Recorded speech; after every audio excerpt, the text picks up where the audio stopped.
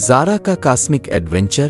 زارا ایک جستجو کرنے والی 9 سالہ لڑکی ستاروں کی دنیا کو دریافت کرنے کا خواب دیکھتی ہے۔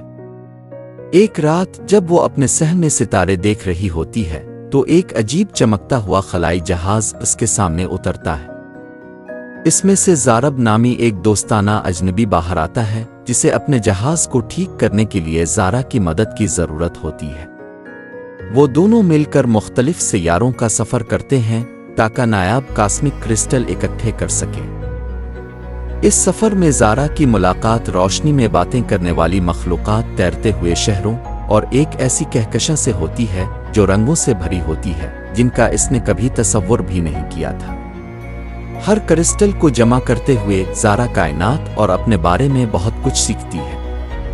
ایک سنسنی خیز ایڈونچر کے بعد وہ زارب کا جہاز ٹھیک کر لیتے ہیں اور عین وقت پر اس کے سیارے کو خلا کے طوفان سے بچا لیتے ہیں۔